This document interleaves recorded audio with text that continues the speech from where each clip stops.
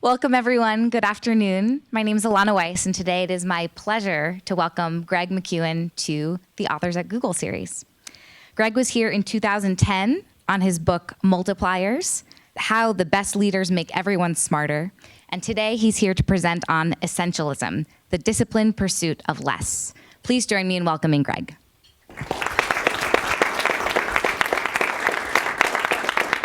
Thank you ever so much for having me. It's just a thrill to be with Google and to have all of you come and join us. So 15 years ago, and I might need a little cheer for this. That's a warning. 15 years ago, I was at law school, and I quit to do something like useful with my life. Okay, so now's the cheer. That was it. That's what I was expecting, no less from Google. And the reason I quit was because I had a particular question in mind.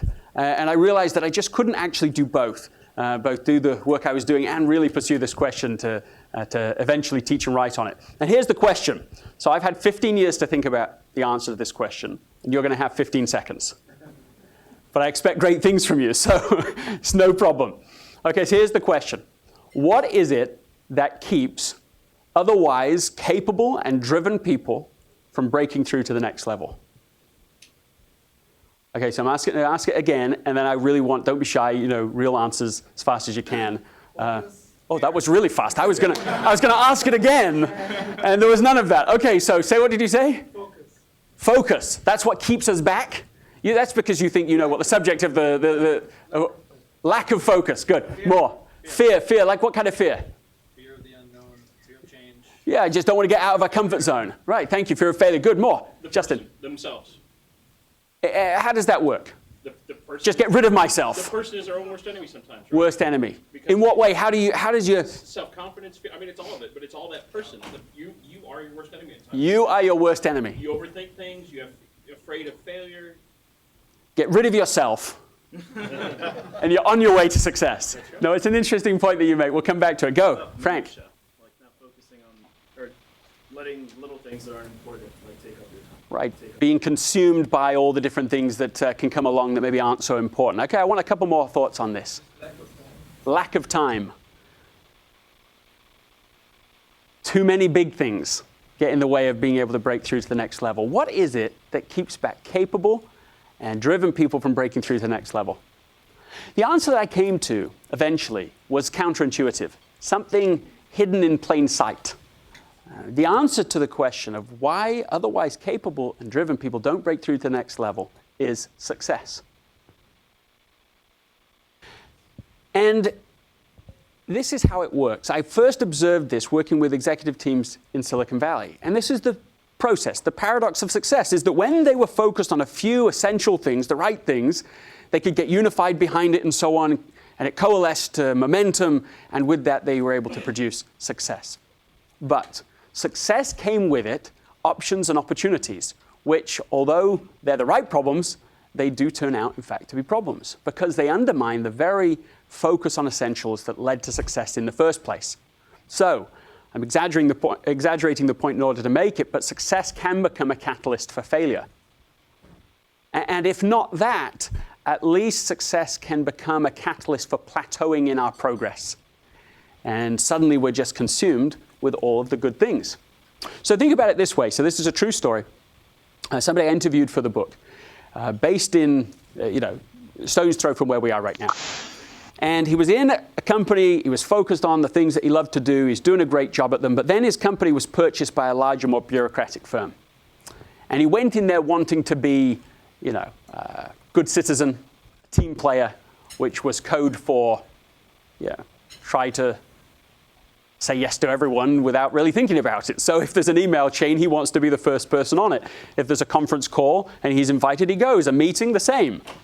But what he found was that as the frustration and stress was going up, his quality of work was going down. And eventually that gap became so large and painful, he considered leaving the company altogether. And just to make the temptation even greater, they actually came to him and offered him an early retirement package. Well, what to do? he goes to a mentor, and as they discuss this, they realize that he doesn't want to retire at all. What he wants to do is do this kind of work. Even if he retired, he'd just start a consultancy doing the same kind of work he's already doing. And then he thought, well, who would my clients be? Well, one of them would be the company I'm currently working for, because they could clearly use the help. So the mentor, listening to all of this, says, you know what? You need to retire in role. Now, that's different than quit, stay, and don't tell anybody. Right? That's not, we sometimes worked with people in that category. It was to use a lens of focusing on a few things. For example, he just said, well, if I was a consultant into this company, I wouldn't be on every email chain.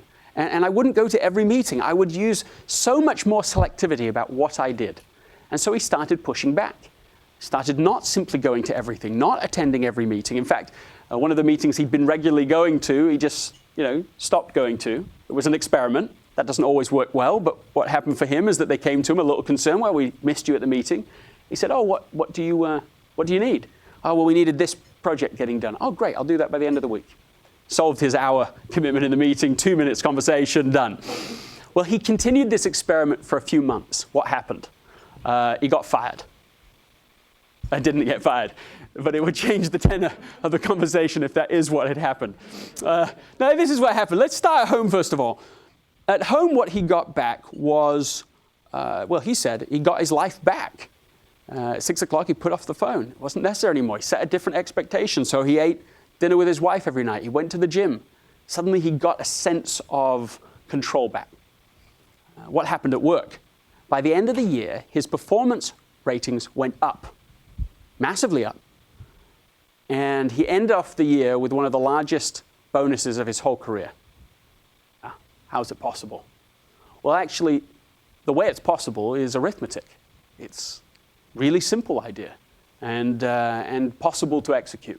Because you can either do many, many things averagely well, or you can do a few things superbly well. And if you do the right few things superbly well, you are far more likely to be acknowledged for what you've done and to make a significant contribution. And so this is the value proposition of essentialism. Is done right, you can increase your contribution overall. Well, what about you? All right, so I want you to snap if these are true for you, okay? I want you to think about this. So have you ever been overworked and at the same time underutilized? Okay, snap for that. Okay, have you ever been stretched too thin at work or at home? Snap for that. All right. Have you ever said yes just to please? Okay. Or just to appease? Or just to avoid trouble? Right? So if you snap for any of the above, then the way out is what I would call the way of the essentialist. It's a very different way of thinking about everything else. It's not one more thing to cram into your overstuffed life. It's not just one more little idea, okay, that's good, I should be an essentialist sometimes too. It's a different way of looking at everything, a different lens, a different mindset. And it's radically, totally different than what we see today in society.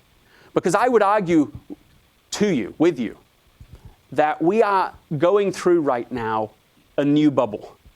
So we've had, of course, Silicon Valley bubbles before, and we've had real estate bubbles, and years before that, centuries before, we had the tulip bubble and all of this, right? We know about bubbles. But I think right now we have a bubble of more, where we are irrationally overvaluing the idea of having it all, doing it all, fitting it all in if we possibly can. That this, in fact, is the very way to success. But what I found is the opposite. That logic leads to the undisciplined pursuit of more, to use Jim Collins' phrase. And the antidote to it is the disciplined pursuit of less but better. So you can take that design ethic. The design ethic, by the way, came from Dieter Rams, the head designer at Braun for 35 years. And he summarized all of his life's learnings into 10 principles, summarized those even further to 1, and then summarized that into 3 words, less but better. And he applied it to the design of products, and superbly successful in doing so. But I want to make the case that we can take that same design ethic and use it to great advantage in our careers, in our leadership, and also in our lives writ large. And the importance of that is difficult to overstate because it is a matter of fact, and I want to put it to you and then ask a kind of a big and crucial question for our conversation today.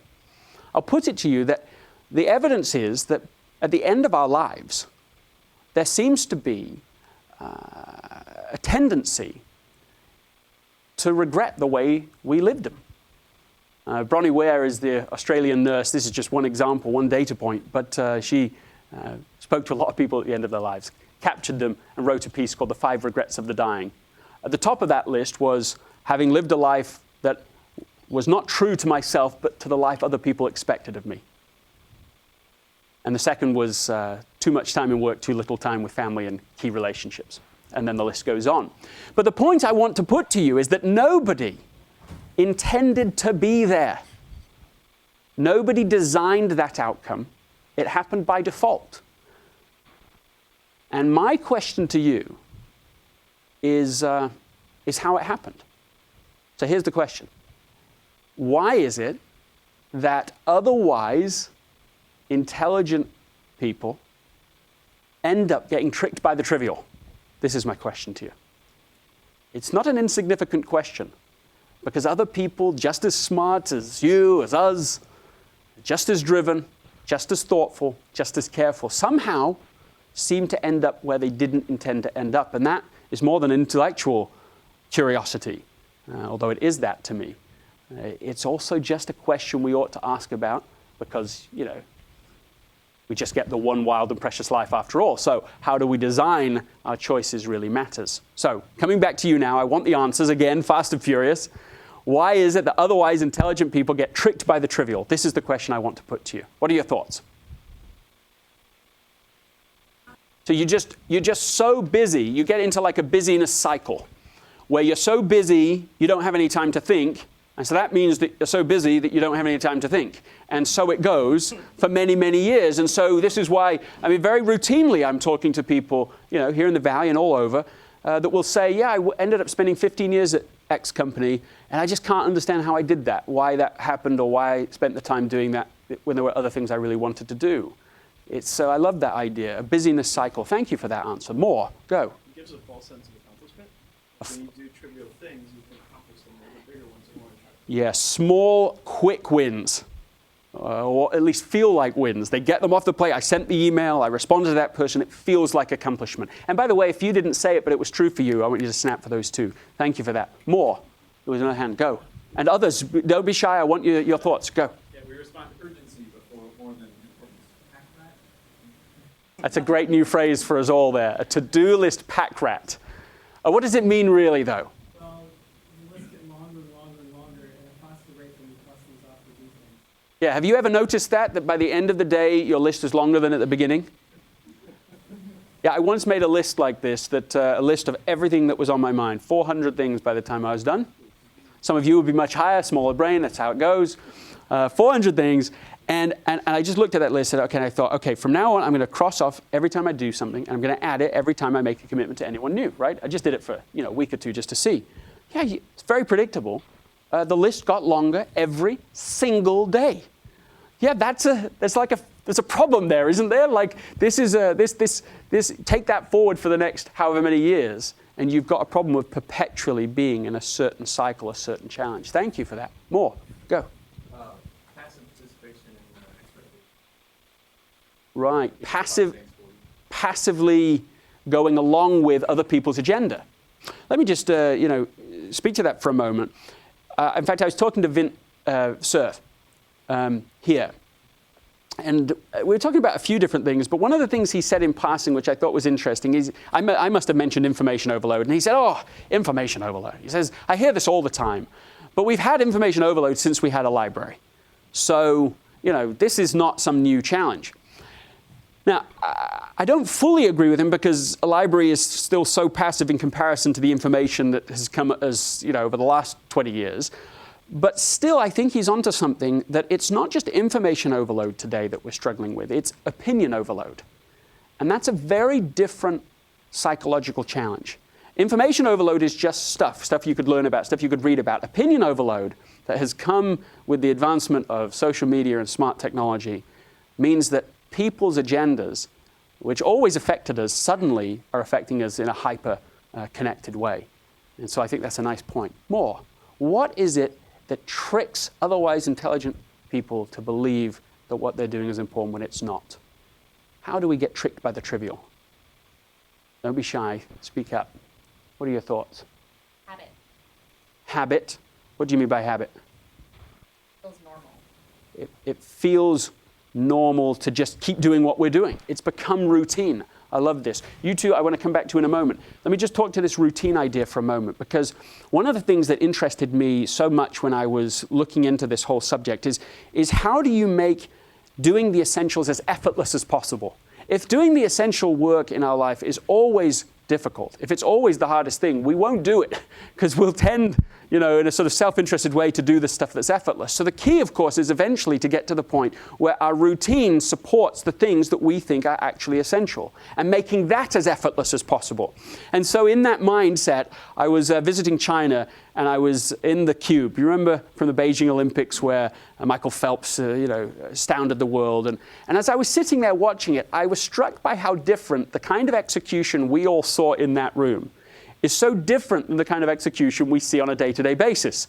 I mean, for example, no one was forcing it at the last moment there, right? Nobody was, falling into the pool because they hadn't quite got themselves organized. I mean, the whole thing appeared effortless. I don't mean it really was, but there's still something about it being a kind of frictionless experience.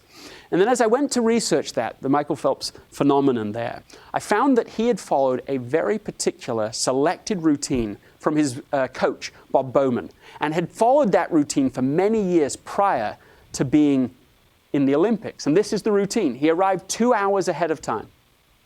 He swam a whole set of lengths, 400 backstroke, 800 freestyle, and so on. He gets out, puts on a particular kind of swimming trunks. Then he sits at 45 minutes before the time. He sits on the massage table, never lies down. From a certain point on, he never speaks to the coach, and the coach never speaks to him. It's just silent. When he sits down, about to go up to the podium, he always sits down and puts the towel to one side, his goggles to the other, puts in the same music. When they announce his name, they take out the same earbud first, then the other. He dries the podium, always gets on from the left side, and on it goes. This incredibly designed routine that he had practiced hundreds and hundreds of times prior to being in the Olympics. And it doesn't even end there. His coach had created what he called put in the videotape. There's no videotape, but the idea was every night and every morning he was to visualize in slow motion the perfect race. Every single stroke from beginning to end, including the elation of success, the screaming in triumph, and the water slow motion dripping off his face. Every day, twice a day, for a decade. When he came to the Olympics, it was so routine, so built into him. He just continued. He didn't have to think differently about it. It was routine.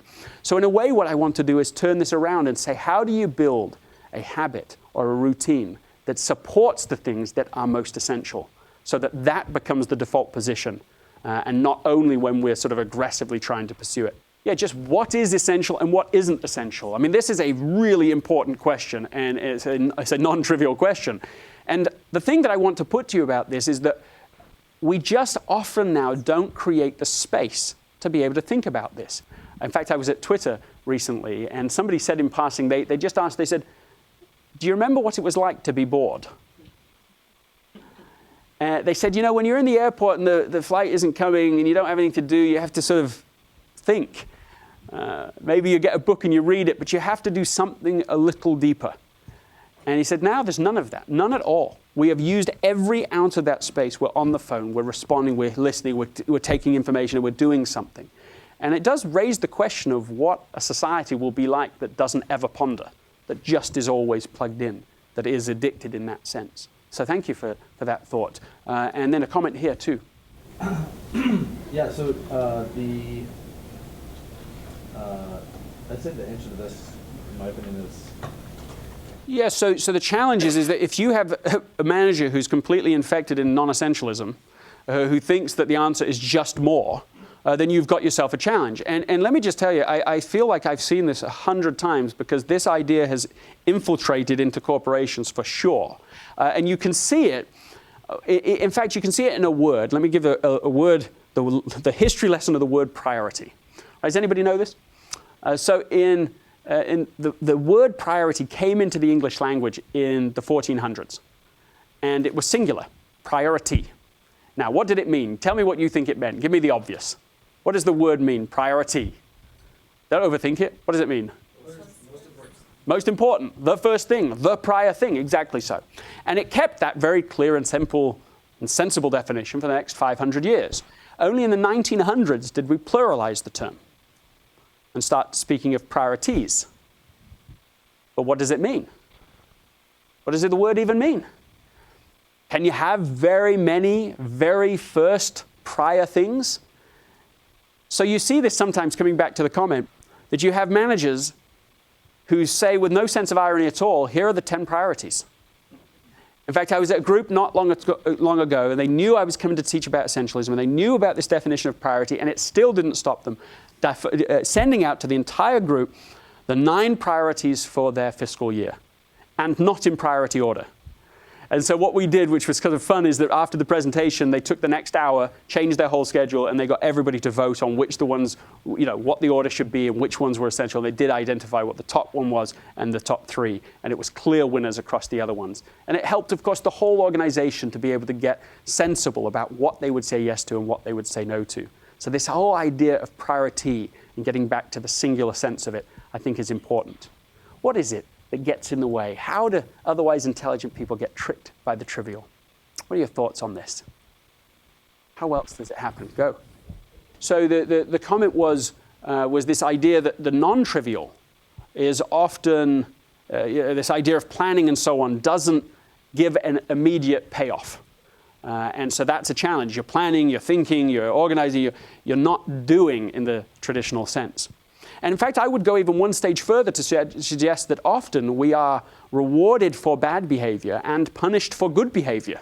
So if you say, yes to someone, just like that, immediately, oh, thank goodness they're relieved and that's good and you're doing it and you have it. If you say no or you push back, then that's not so emotionally, good or safe in the relationship. So there's a withdrawal that takes place.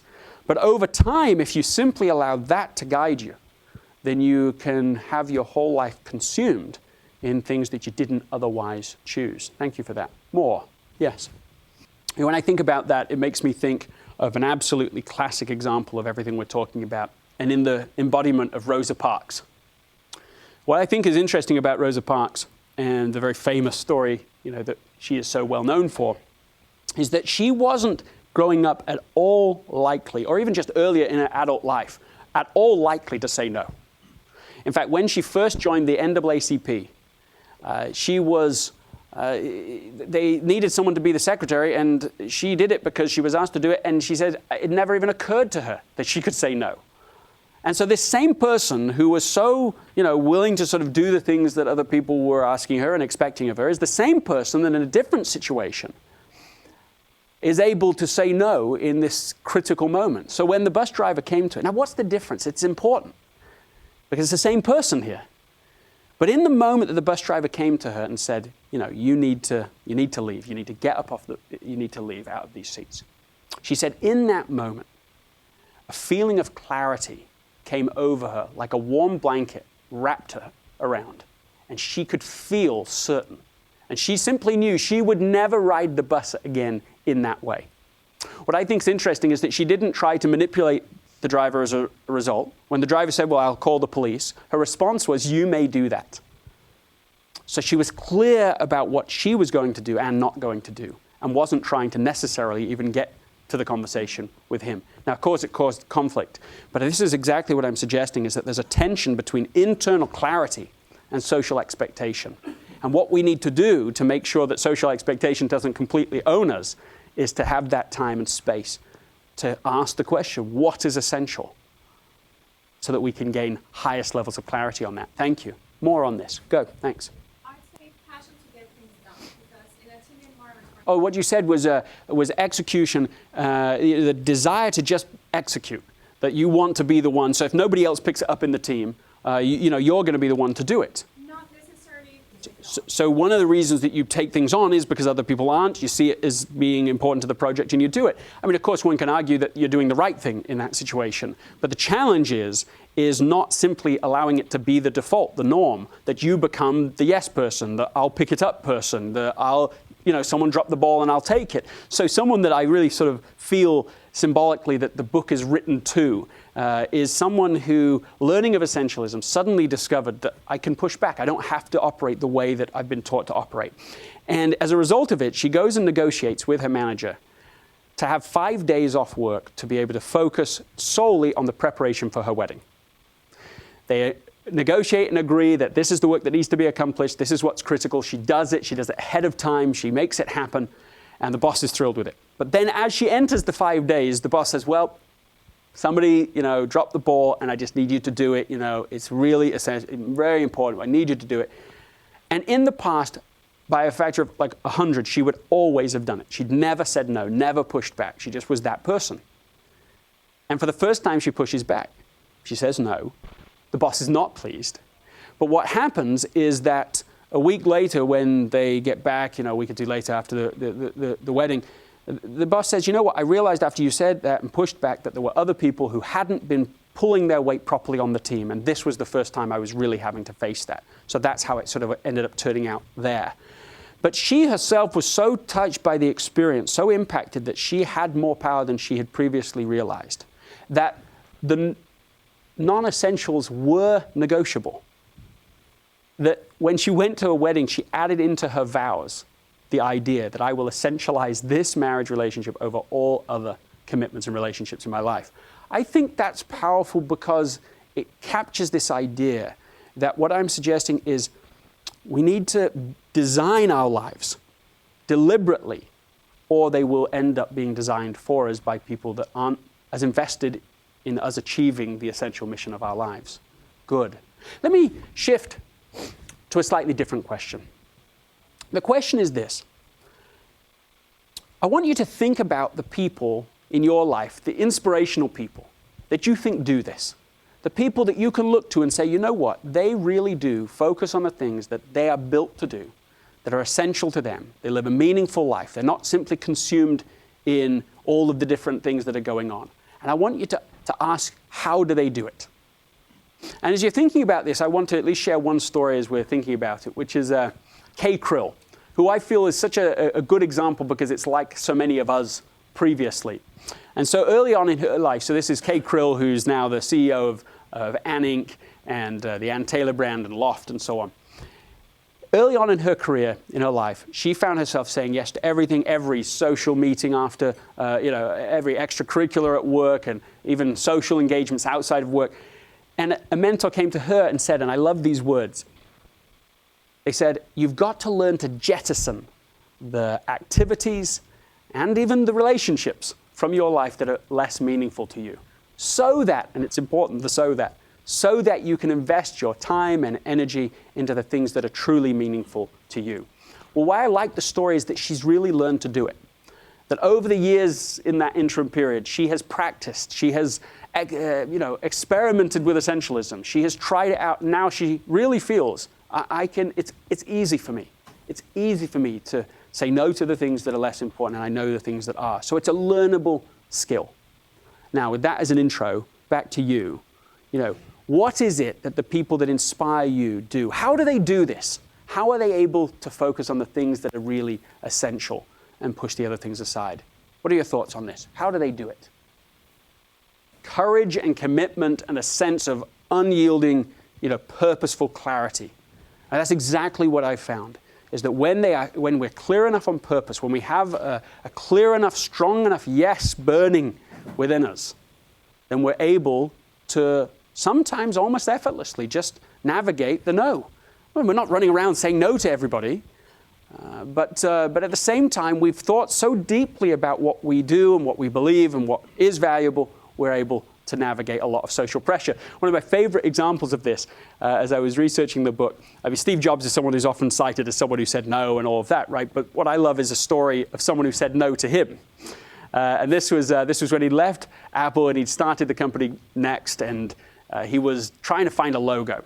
And so he found one of the best people in the business, Paul Rand, who designed ABC's logo and Bloomingdale's and a bunch of others. And they have the meeting and he says, look, what I need you to do is I need you to bring me a whole bunch of options, graphical designs, so I can look at them, evaluate them, and so on. And that's what every graphic designer gets asked to do, so fairly normal request. And it's Steve Jobs asking for it, so maybe not so easy to push back on. This is Paul Rand's response. He says, no. He says, no, I will solve your problem for you. And then he added, and you will pay me. And you don't have to use it, but you will pay me, and I will solve your problem for you. He says, if you want to have all these other options, you may, get those from someone else. But this is how it works with me. Well, Steve Jobs went for it, signs with him, pays him the $100,000 for the logo, loves it, describes it as a jewel. But also, and this is sort of the most important point in the story, he described Paul Rand as the ultimate professional. He said, because he had thought through the client relationship more deeply than I had. So to this idea of when we have a deep enough sense of what it is that we want and what's the right thing and the best use of us, then we're able to navigate and learn to negotiate the rest. As Peter Drucker put it, he said, effective people are effective because they say no. Because they say, this isn't for me. But to be able to do that with any conviction at all, we actually have to do the thinking time to get the clarity. And then with that clarity, we have a force and a power with which to negotiate. Thank you for this. What do they do? The people that inspire you, what do they do and how do they do this? How do they do it? What are your thoughts? Well, let me put to you someone that's inspired me. Someone that I think captures the very embodiment of what we're talking about. And it was another barrister. Well, I didn't become a barrister because I quit, but would have been. Started in London, England. And he would have been a barrister for the rest of his life, other than he had this family thing come up in South Africa. And so he leaves, goes to South Africa, and on the way to South Africa has one of these defining moments. He gets kicked off the train. And he gets kicked off the train because he's Indian, and he's not allowed to be in first class. And instead of just sort of taking it and dealing with it, he goes, it's wrong, it's injustice, it's wrong. And he takes on the South African government specifically about this issue. He goes through a whole process with them and finally wins. And having won at least a portion of victory, he leaves to go back now to India. We're talking about, of course, Gandhi. And when he goes back to India, there is another test from waiting there, but it's an unusual test. It's the test of success. Failure will test us, but nothing like success will test us. And so when he arrives, everyone is expecting something from him. Everyone wants him to run for public office. They want him to run, be prime minister. They've heard of his victory. They want to support him. There's momentum and social pressure. And of course, he wants to make a difference in his life. So, of course, that would be the thing to do. A non-essentialist would have done just that. But instead, and think of the discipline and think of the logic that would drive such behavior. He said, no, I will spend a year listening to India. I will travel and I will go to the paddy fields and I will meet people and I will try and understand what's going on, what is essential, so that I can discern it and see it. And you know what he found? He found what was essential was salt. It wasn't obvious before. And this is how he described it. He said, if you can control salt production as the British did, then you can control the bread production and the rest of the food production. And so by this single control mechanism, you can keep 300 million people easily under control.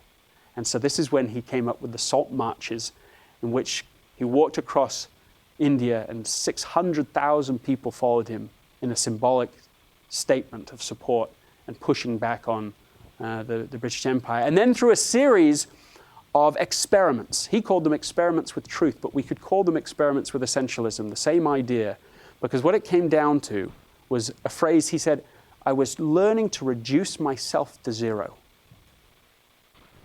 Instead, to fill his life with only the purpose for which he was built.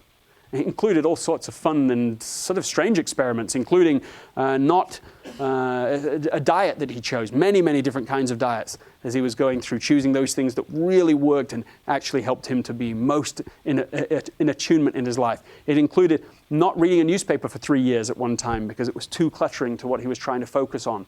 1 day a week for a period of time, not speaking. Well, that is a challenge. And on it went, including eliminating from his life the stuff. So he died with just 10 things to his name. But of course, not only that to his name, but something else. As the Secretary of State, George C. Marshall, said at the time, that he'd become the spokesman for the conscience of all mankind. And Einstein said of him, generations to come will scarce believe that such a one as this ever in flesh and blood walked upon this earth. Well, we don't have to be Gandhi. But we could probably channel some of the power of that story to inspire us to make sure that we live a life built around the voice inside instead of the noise outside. That we can learn to discern what's essential, the vital few from the trivial many. That we can make micro adjustments in the things we do often to be able to take us closer to the life that truly is essential down the path. Well, life is fast and full of opportunity. And the complication is we think we have to do everything. And my position is that we can make a different choice, that we can learn to eliminate the non-essentials, and as a result of that, live a life that really matters, do truly great work. And I think that that decision really, really matters. Thank you ever so much for having me. Thank you.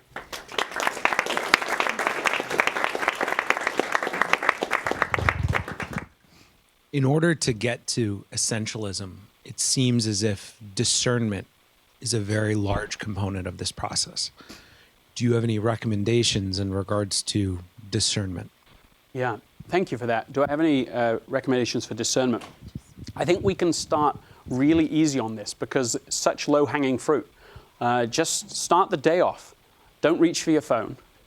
I mean, almost reach for anything else, actually. But reach for a journal. I've kept a journal now for the last easily 10 years and hardly missed a day. And I tell you, just start small. This is the way to do it. Just write less than you want to. But just have a moment, a space to be able to at least reflect on yesterday and what you want to do today. This is a very simple practice. Start with a minute a day. And eventually you will become its own sort of, I don't want to use the word addiction, but its own success cycle where you find yourself wanting to write more and reflect more because it's instead of having the world act on you as our phones do, we can act upon our lives and upon the future. It's one very small thing to do. But I think getting a morning routine, a first thing routine is a really powerful way to start. Thank you for that. Thanks for coming out. I wanted to ask you, so it seems like the overall goal is fulfillment and happiness, right?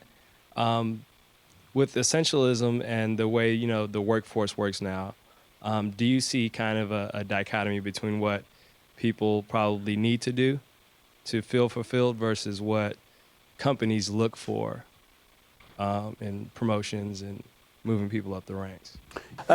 Yeah, I mean, the answer is yes. I mean, is there a distinction and a contradiction between what companies want from us and what will actually help us to be able to be successful?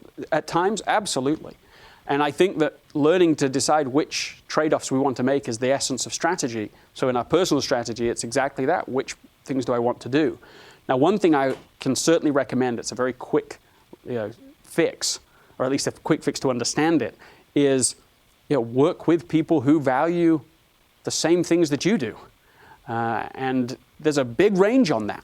I mean, I was recently listening to a CEO talk, and the way that they talked about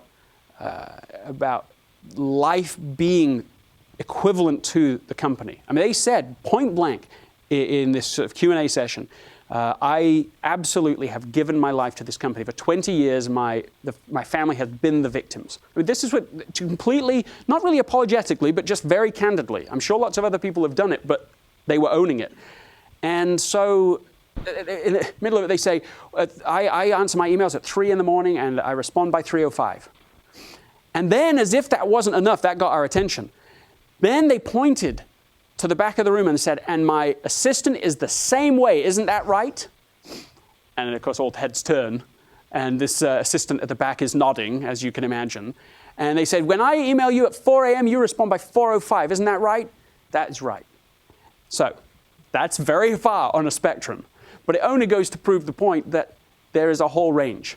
And I think the selection of who you spend time with, including who your manager is, and being very careful about that, will make a big difference to the trade-offs you have to make. I have found in my own life, I mean, I could tell a personal story about this. I have found a high cost to getting that wrong. Actually, maybe I'll share that and maybe tie it up on this.